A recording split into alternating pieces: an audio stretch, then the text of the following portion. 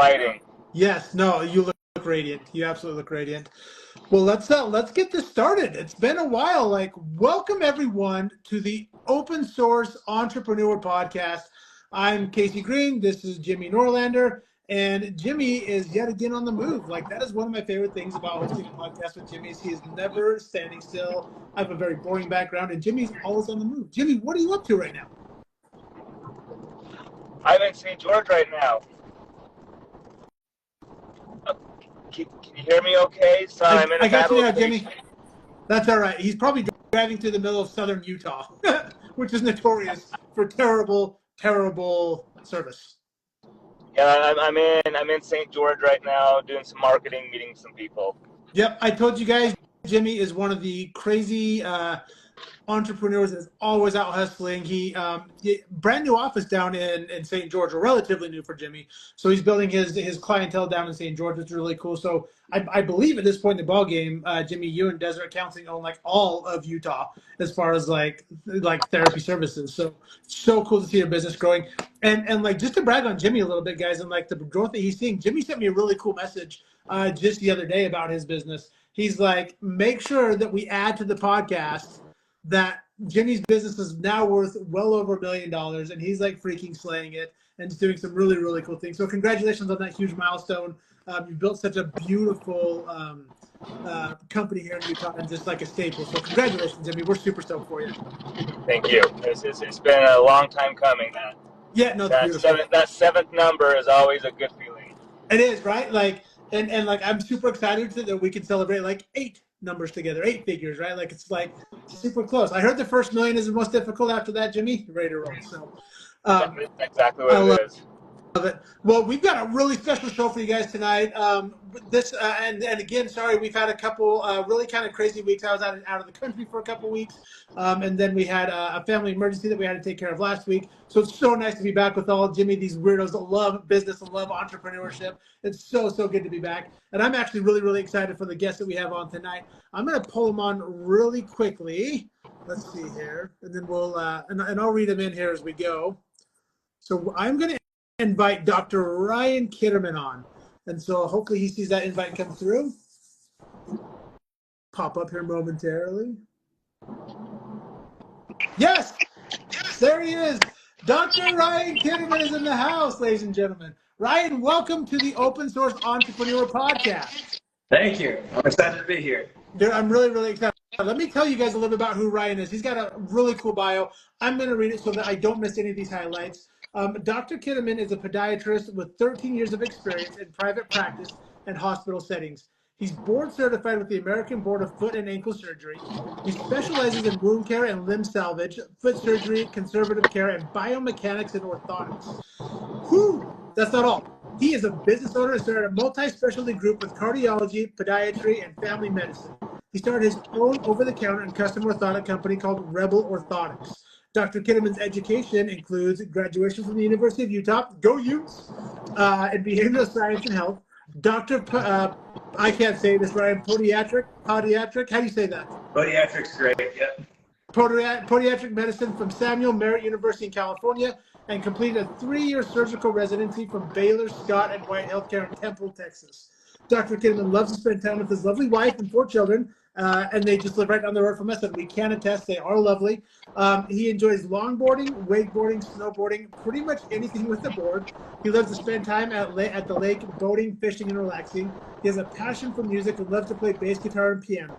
He also loves woodworking and was able to realize one of his dreams by making and designing and building a double neck bass guitar. Like, that is super impressive. Ryan, welcome. We're so excited to have you with us tonight. All right, excited to be here. You know, really quick, I think that list would have been shorter if we did the things that he could not do. I think so. Things that he could do. I think you're 100% right. Like, the guy has accomplished, like, I feel like a huge slacker now in my entire life. I'm like, I haven't done any of the cool things, and Ryan's done all of them. But man, like we should pause for 1 second, because when I graduated from the U, I was like, man, I like bought a bass guitar. I was all super stoked to like learn how to play. I'm like, there's only 4 strings. It can't be that difficult. And I'll be darned if that thing just didn't like gather dust in my basement until I eventually like sold it off. I never got around to playing it. So the fact that not only you play, Ryan, but like you're like, you know what I'm gonna do? I'm gonna build a double neck bass guitar. So like that is like freaking awesome. So I don't know how you have amongst everything else. I don't know how you have all that time to do that. Like, it's just super cool. But guys, like you all know that like and we told you at the beginning, Jimmy and I live in a neighborhood with just some crazy cool entrepreneurs. We knew we had to have Ryan on to talk about the medical side of things. And it's just so fascinating to me. I've had a chance to sit with Ryan and like listen to some of the stories. And I just, my mind is blown. Like my brain doesn't work that way in like the surgery settings and the medical settings. I'm just like, I'm blown away. So like, I'm super excited to kind of unfold what it looks like, Ryan, to be a podiatrist, to set up clinics, to be able to like really ultimately help save people's like limbs and or get them in a really good spot to help them feel better. I know my family's benefited directly from your services, and just a man who loves to give back, which is something that like, you know, from an emergency, from a doctor perspective, somebody with really good bedside manner like you have is like instrumental to people wanting to come and see you. So like, just super excited to have you with us. I actually want to kick it off, if it's okay, just ask you kind of some like basic level questions, right? Like why podiatry? Like, how did you get started, and why was this something that was appealing to you? Yeah, that's a good question. I know you know, it's funny, my family still makes fun of me because I just did anything to do with medicine when I was a kid. And my mom worked in a hospital, and I'd go over there and bug her after school, and it's just, you know, awful, you know, and so she'd like catch me not breathing, and she'd have to tell me to breathe. And, you know, I probably wasn't the only child that was traumatized by the Miracle of Life movie, you know, all that kind of stuff. Yes. But you know, it was interesting as I was kind of growing up. I started to really get interested in science and woodworking of all things. And you know, if you kind of mash those two together in some way, that's kind of like what surgery is, you know. And so as I got going, I had this got interested in surgery when one of my friends, he was born without in his ear, and he got some surgery on it, and I was just build that whole piece of bone and put it in there so that he could hear, you know, again, and that kind of thing. I just, it was so fascinating to me. And I found a mentor. He's an orthopedic shoulder surgeon, and I spent time with him doing research, things like that. At the time, as a student, I could watch news surgeries, things like that. It was just crazy. And so I really liked that part. I knew I wanted to do some procedures and work with my hands and do some surgeries. But you know, one of the things I didn't really like about him was that his lifestyle was kind of hard. He was always on call, just never home. You know, family didn't really know who he was, kind of a thing. And, yeah. And I didn't like that. And so anyway, I stumbled into podiatry and loved it. You know, I'm still on call and things like that, but there's not too many like real foot emergencies, things like that. You know, I can see my family, and that's good. I kind of like them. You know, I love it. No, you've got a beautiful family, like I said before. That's really fascinating. What I really enjoy is like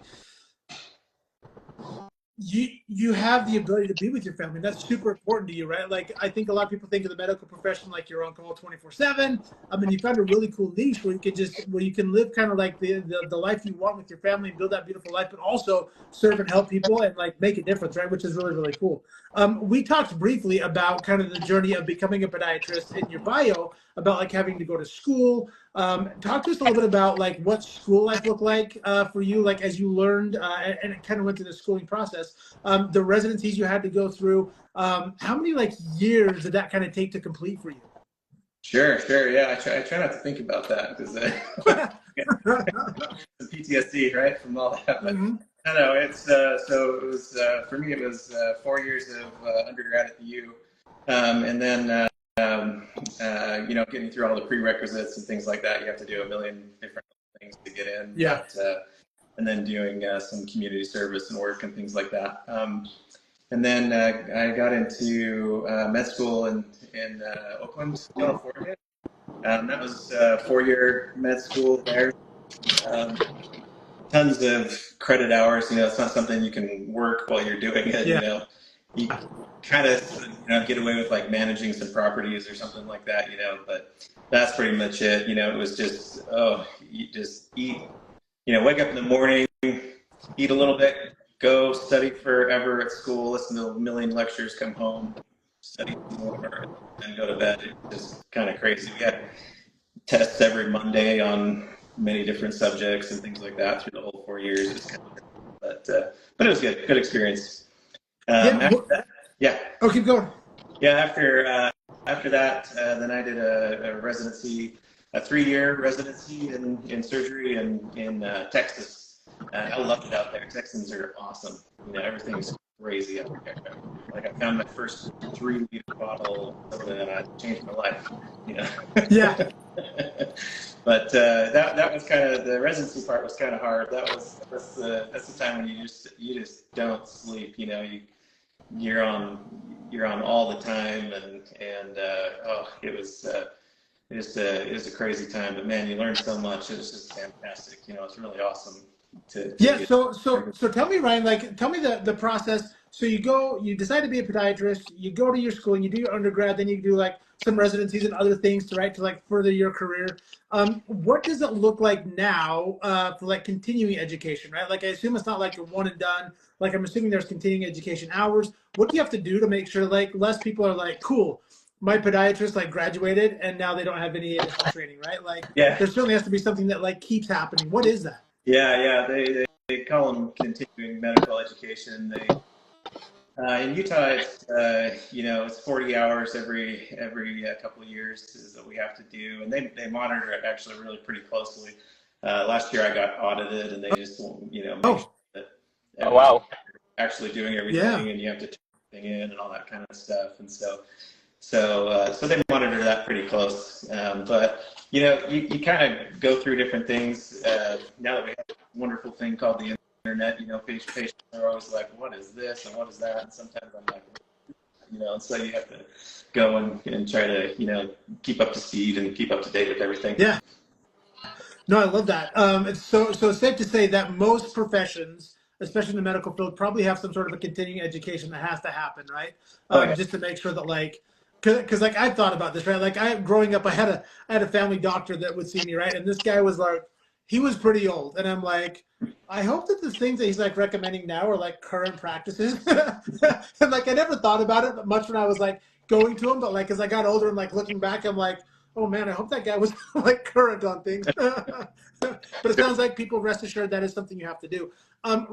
Walk us through, Ryan, what it looked like, and when you decided to take that step away from working in somebody else's practice to okay, these are the benchmarks that I hit to grow my own practice, and this is what I want to do. How did you make that transition kind of from employee to business owner?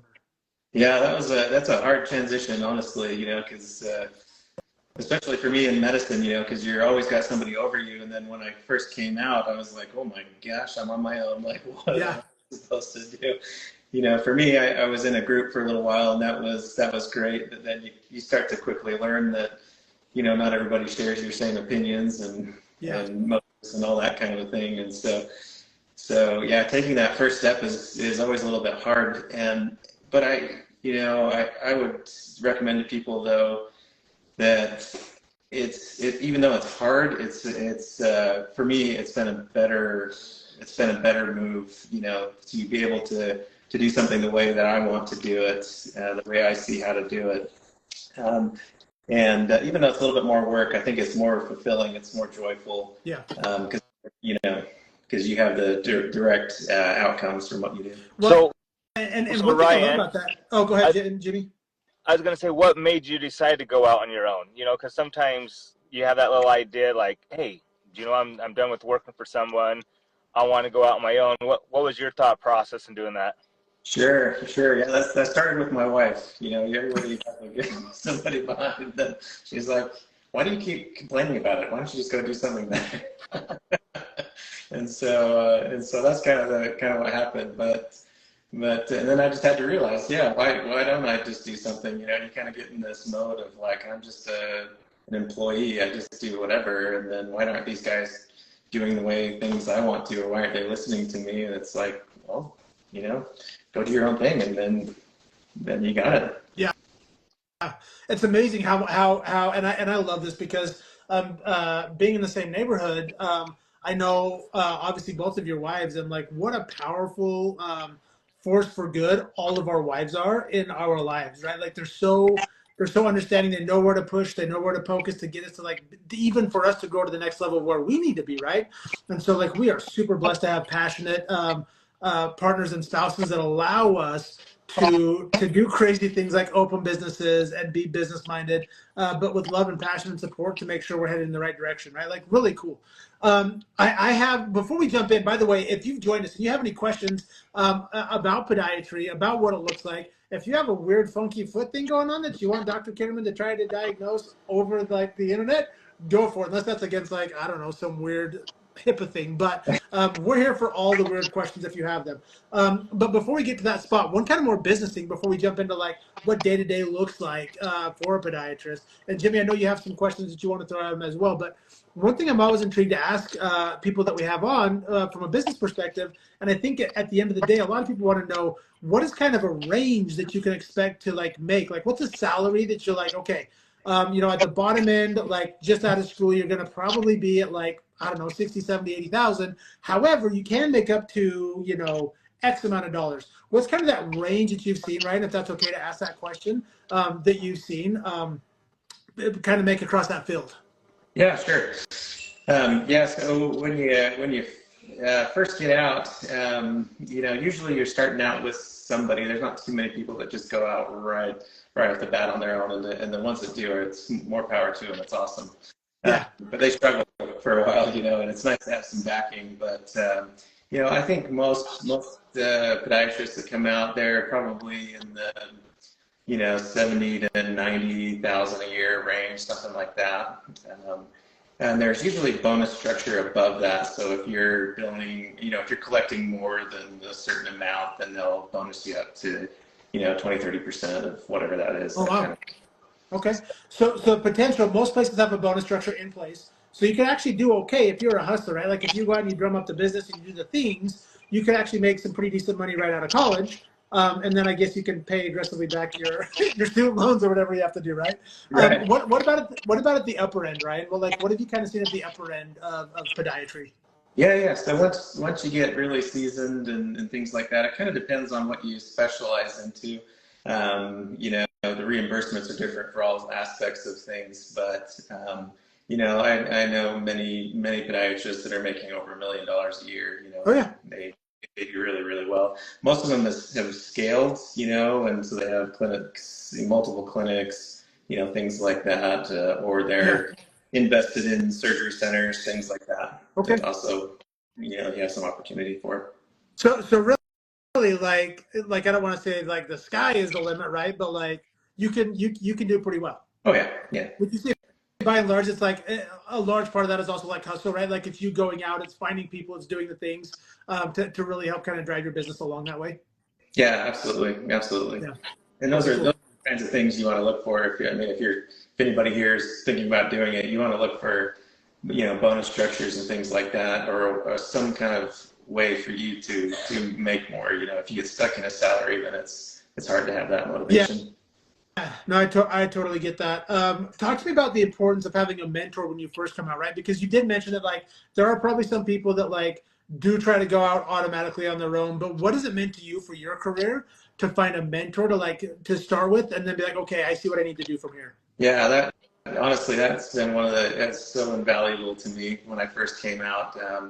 I joined a group with 5 other docs, and you know, it was really nice. I mean, you get 3 years of surgery training, but you know, there's still things that pop up in surgery where I'm like, oh my gosh, what the heck, you know, kind of a thing. It was so nice to be able to bounce ideas off of people, because these older docs, you know, they've seen, you know, all the complications, things like that. So if something comes up, you know, that you need a little bit of help or advice with, it's just awesome to have them around.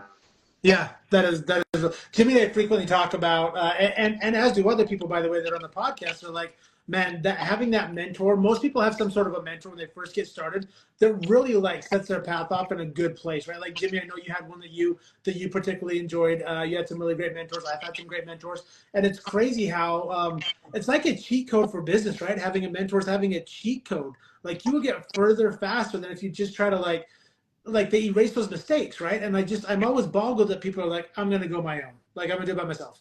I just don't understand. It's so crazy to me. Man, it's crazy. We do have some questions coming in that we will get to in just a minute. Jimmy, I know you had a couple other things that you wanted to ask. Do you want to ask Dr. Kitterman? I've got a long list of questions, but first and foremost, Jimmy, welcome back because we lost you for a minute. But like, Thank you. What questions do you have for Dr. Kitterman?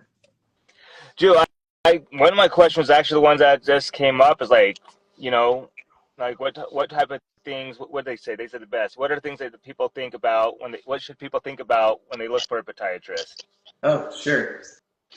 Or, when you're looking for a podiatrist, I mean, I think it's kind of funny. Let me answer that in a different way. So, well, I think a lot of people don't even know what podiatrists are. They're like, my grandma goes to a podiatrist to get her nails trimmed. They're still kind of fighting. There's a lot of different things that podiatrists across the country can treat just anything. Foot and ankle, even knee down, from different states and things like that. So, but when you're looking for somebody, I think it's important to look at, training, things like that, make sure they're board certified if you're going to do surgeries, things like that, And then just finding somebody that you kind of jive with, personality that meshes with you is actually really important in healthcare. Because if you're not comfortable enough to share what's, going on and things like that, it's harder.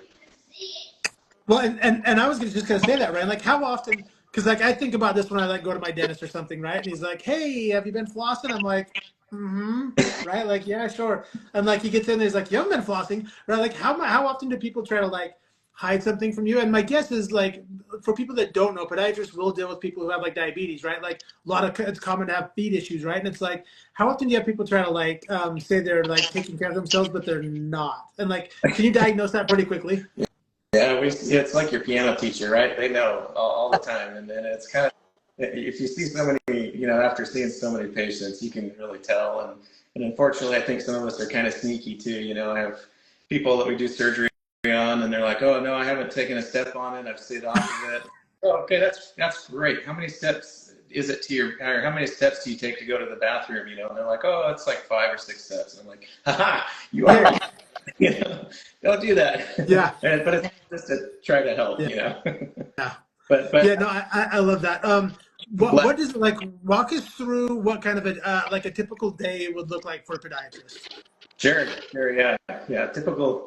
Typical day for podiatry. Most of us see 20 to 35 people a day, something like that. So you about 15 minutes a patient, something like that. And one of the things I like about podiatry is my day it's kind of, you just never know what's going to walk in the door, right? Like you have a little bit of an idea. People are like, oh, they're coming in for foot pain. Well, I have no idea what that means. So like every patient you go to is a little bit different,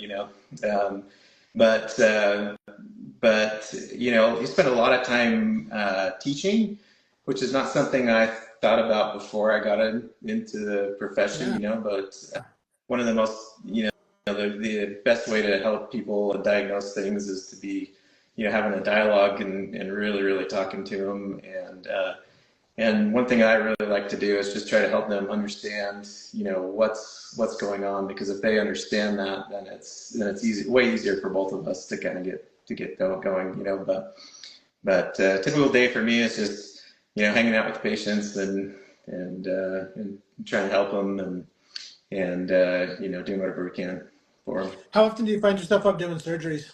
Surgeries, it kind of goes in waves. It's kind of funny that way too, but especially like this time of year, everybody's deductibles are met, so everybody's like, oh, I need my surgery now, so you get really, really slammed kind of towards the end, and you're trying to pick up more days or do things after hours or things like that to try to accommodate people, Yeah, that makes sense. Hit their medical premiums. Jimmy, you have a question for him. Yeah, it's a kind of two-part question. So it's kind of interesting. You said you're doing a lot of teaching. So like what things are you teaching them? And to go along with Casey's question, like with the dentist, you go into a dentist, you ask if you've been flossing, and you say yes, and they're pulling junk out of your teeth. They know you haven't been doing it. So like with foot care, like how do you take care of your feet? People just think like wash them, trim your toes, but it sounds like there's obviously a lot more to it than just that. Yeah, Toenails, for sure. I should say. Don't trim your toes, but your toenails. That's right. That's right. I can help you with both. That'd be fine. So yeah. So for your foot health, it's kind of funny. A lot of people just don't really think about your feet, But some of the more common things that I'm telling people are, a lot of people like just general cleanliness. You take a shower, right? You wash everything off, but where does that all go? It goes down to your feet, right? How many people will actually bend over and scrub their feet? I'd say hardly anybody does, for that. So I mean, I'm team wash your feet for what it's worth. Things like that. A lot of times what I'm teaching about is people's foot structure, so if you have a flatter foot, like this is the type of shoes that you're in, or these are the types of inserts, things like that, that can help you so that you don't, your feet don't get as fatigued as fast, things like that. You mentioned the diabetics, I see a fair amount of diabetics, and so it's, for them, a lot of them end up losing all of their feeling, and so they just don't feel when something happens to them. They just don't know. I had somebody come in with a nail stuck through his foot. He had no idea it was there. So it's like, check your feet, but also check the bottom of your feet. Put a mirror on the ground so you can actually see the bottom of your feet. That kind of thing. So. That's crazy. Like a nail in their foot. They had no idea. No idea. Yeah.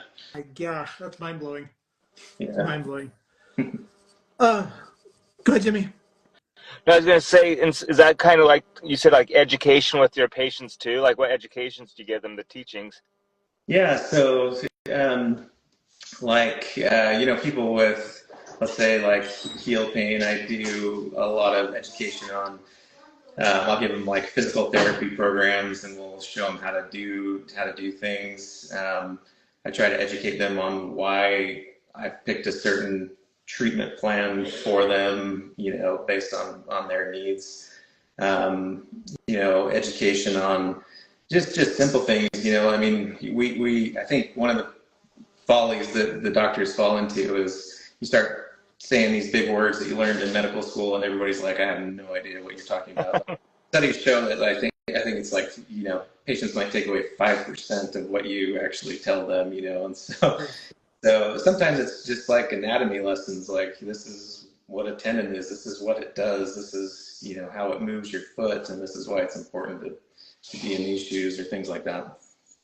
Yeah. Awesome. How important is footwear choice, right? Like it's really funny because I've got like some shoes that I know like kill my feet. I've got some that are super comfortable. How many people would you venture to guess are like walking around in the wrong shoes for fashion? And like, what should we be looking for when it comes to like choice of footwear? Sure. Yeah. It's interesting. I was actually just reading something about they were studying these tribes in Africa that don't wear shoes ever, and they have hardly any foot problems. And what it came down to is just what they're walking on, So for the majority of us, we're walking on concrete, which has absolutely no give to it whatsoever, And so there's some things that you really have to do, like your footwear is really, really important as far as that's concerned. I remember when they first came out with like the minimalist shoes, everybody's like, oh, that's awesome, I'm gonna go running, so they go run 5 miles and they all get fractures, because it was too much impact on their feet, that kind of thing. So there's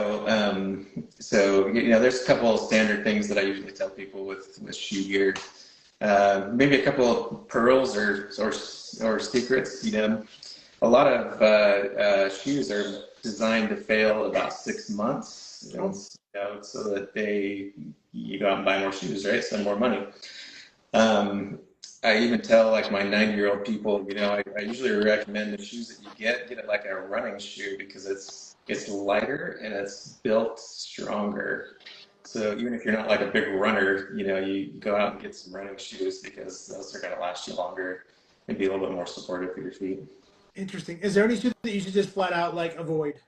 You know, the one that I love to see when I come to my office is like the little roll-up flats that a lot of women carry in their purses, you know, and things like that. Oh, it's just awful. There's just nothing to those shoes, so don't do that.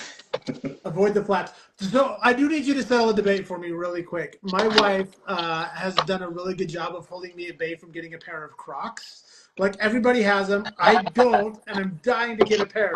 Are they worth it? Is that a good way to spend my money? Gotcha.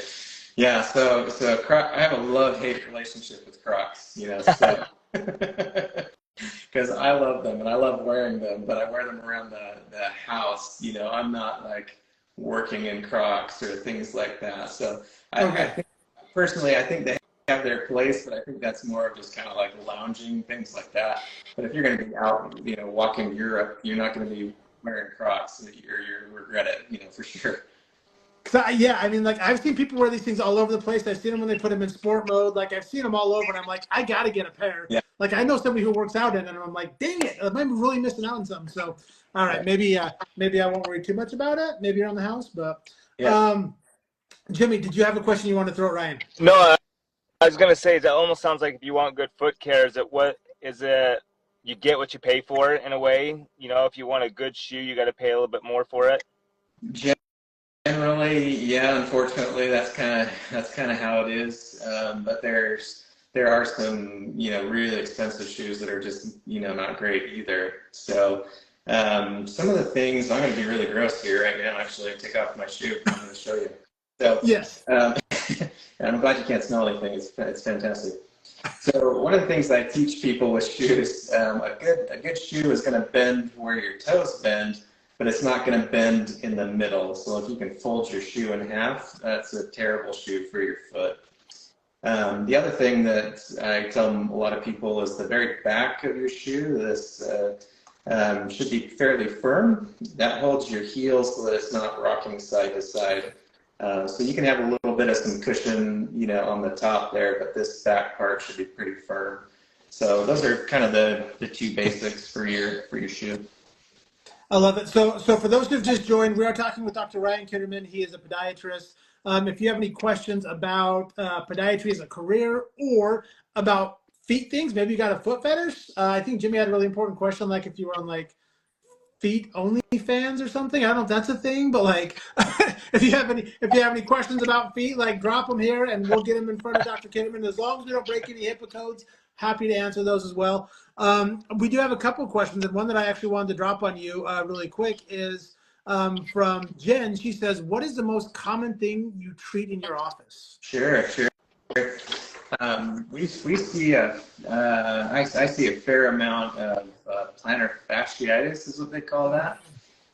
So it's heel pain. It's like a really sharp pain in the bottom of your heel, and that comes from a stretched ligament that's in your foot there. But it's really common, especially like the weekend warriors. You know, they're like, oh, I'm gonna go out and get fit. You know, and then they go around and then they're just hobbling around. You know, so I see a lot of that that we, you know, treat with stretching and inserts, things like that.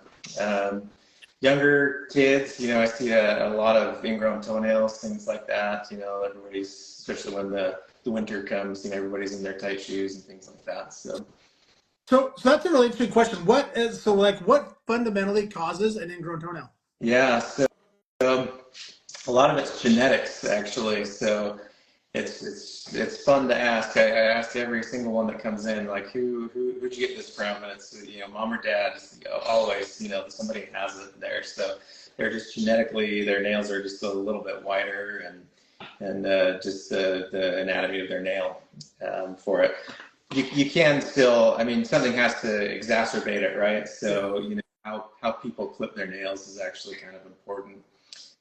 That's probably one of the most, you know, a big question I get asked all the time is like, how do you cut your nails, you know? And, you know, podiatrists are known known for saying, well, cut them straight across, you know, but I personally cannot stand that, you know, having these like sharp corners.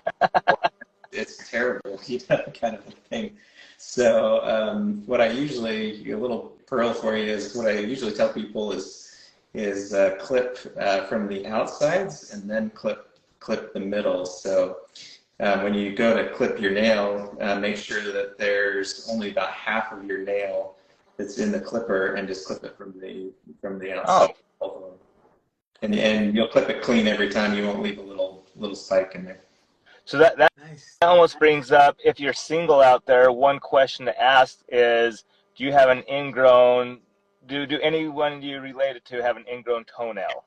That might be a question to ask if you're dating someone. It's a dating question.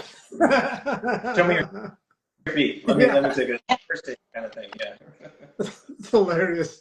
It's like they add that to like the Tinder profiles, like ingrown toenails, like yes or no. I mean, because then if it's yes, then there's no shock that they have to go get an ingrown toenail removed. Yeah. So I mean, at least you already know before you get married. I feel like that's a fair question. I feel like it's fair. That's hilarious. Ryan, we have another question. What are the things that people don't think about that they should go to a podiatrist for? So why are people not seeing you, but they should be? Yeah, sure. So I think with a lot of people are, you know, they're like, oh, I've been working all day, my feet are kind of, you know, tender at the end of the day, you know, I got to sit down and rest, that kind of a thing. People just don't think about their feet, you know, and I tell people all the time, like, pain is not normal, you know, so there's, even if it's not like really bad pain, you know, just some uncomfortable things, you know, we can usually easily fix with, you know, inserts or shoe gear or some stretching modifications, things like that, you know, so I usually tell people, you know, just don't be in pain. You don't have to live like that. There's ways around a lot of that. I love it. So do foot massages help? I mean, people say, hey, I want my foot massage. I mean, do those really help, or is that just something, you know, people are like, just feels good? You know, it's interesting. Yeah, I'd say for most of the women, they love the feet massage, but most of the guys don't. They're like, don't touch my foot at all.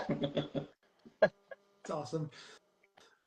This is something that like I've had, like, my kids are older, fortunately, but I think all of us who've gone through like a young kid phase can relate to this.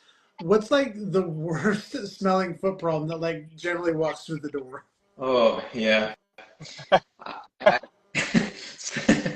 So, yeah, I do a lot of wound care, you know, diabetic wounds. Oh. Like so I'll reference my nail story. You know, the guy that had a nail stuck in his foot, the whole inside of his foot was you know, dying because of the bacteria and things like that. And so, you know, you can smell it from a mile away, different kinds of, you know, bacteria and things like that. And so that's kind of the worst of it. But it gets even worse when you go into surgery and you actually open it up, and then everything, you know, that's pretty bad too. Gross.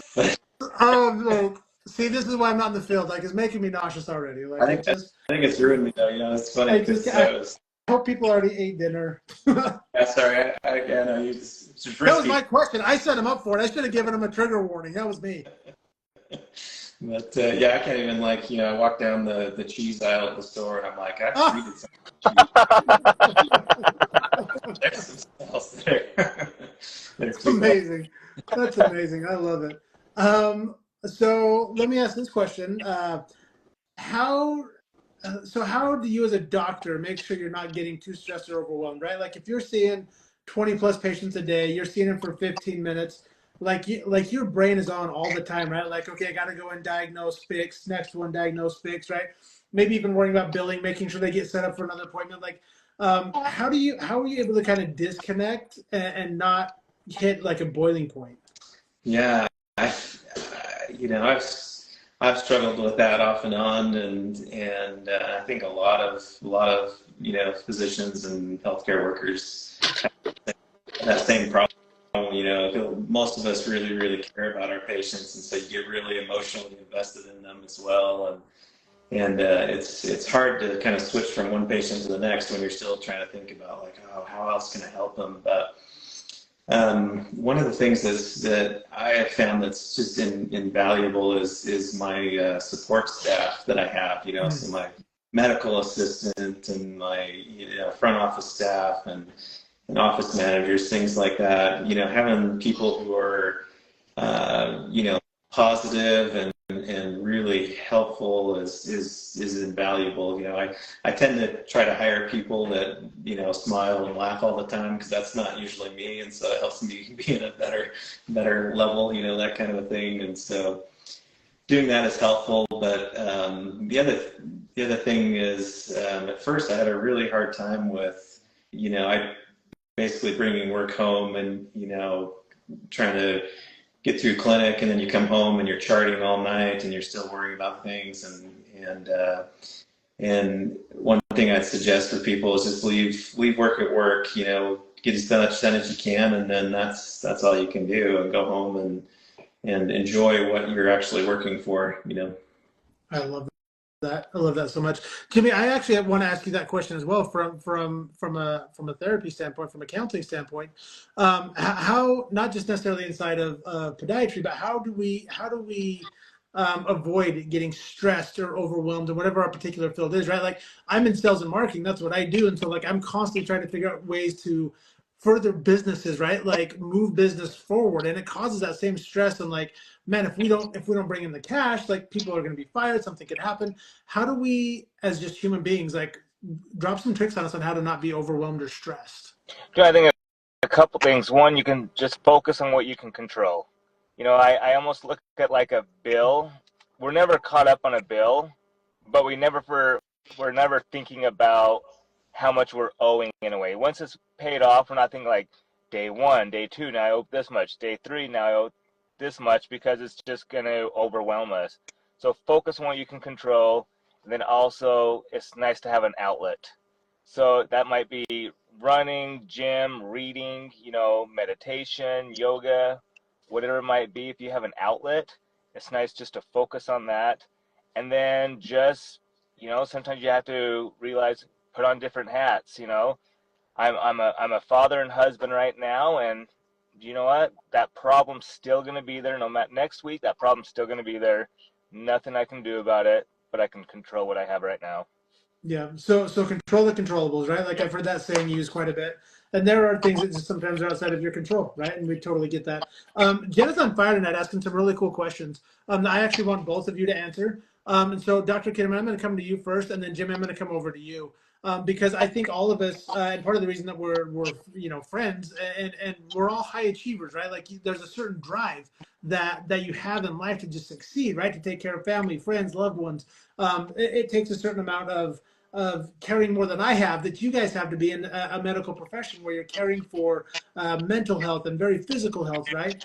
So Dr. Kitterman, first to you, and then Jimmy, to you. How do you feel proud of yourselves but still want to achieve more, right? Like, how do you keep pushing to get to the next level of your life without with at least recognizing, like, hey, I did something really cool, but I know I have another level to grab? Yeah. I think it's funny. It goes through cycles for me. I'll get something, or I'll help somebody, that's just insanely grateful, and then the next person, I haven't been able to help as well. And so it's a constant reminder, a constant drive that everybody's different, and everybody you can treat in different ways, and that's kind of what helps keep me motivated, or the sometimes the people that I have such a hard time helping. It really pushes me to think more and try to cater something directly to them.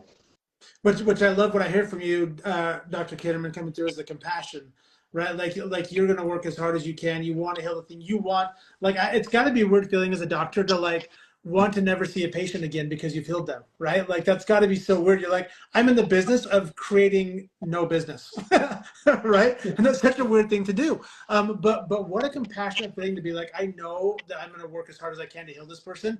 I'm going to take that as a check mark and be super proud of what we did. But then I know I have to be on to the next one and bring love and compassion for that, right? It's very intriguing business model. But Jimmy, what